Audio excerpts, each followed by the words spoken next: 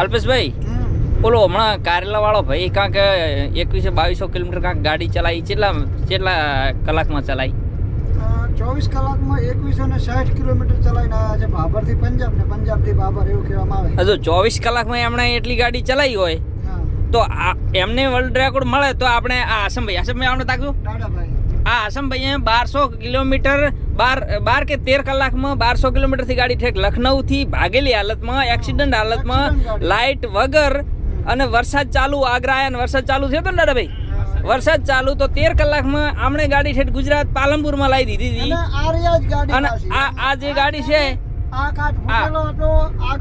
આ સ્ટીરિંગ છે કે આટલા આવી ગયું હતું એરબેગો બધી ફાટેલી હતી જમ્પર તૂટેલું હતું દરવાજો હતો જ નહીં બિલકુલ. હા અને એક લોઅરમ ખાલી નાખી અને જમ્પરનું સેટિંગ કરી લાયા હતા અને એનો વિડીયો હું ક્લિપ આમાં નાખીશ હમણાં તમે જોજો એવી હાલતમાં ગાડી 13 કલાકમાં લાવી હતી ગુજરાતમાં. હેડલાઇટ તો બિલકુલ બંધ હતી, હેડલાઇટ હતી જ નહીં ગાડીની. તો ગિનિસ બુકમાં તો નામ દાદાભાઈનું નોંધાવવું પડે. 100% નોંધાવવું પડે અને એમનો જે રેસ આવે ને તે હાથમાં હતો, એક હાથે રેસ આપીને લાયા હતા. એનું એક્સિલેટર પેડલ પણ હાથમાં એની સ્પ્રિંગ ગાડી લૂઝ કરીને હાથથી રેસ કરીને લાયા હતા બોલો.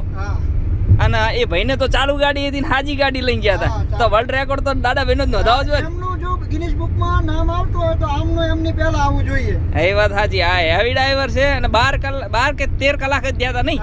લખનઉ થી ભાભર લાયા, ભાભર બનાસકાંઠા 100-120 ગાડી ચલાવી હતી.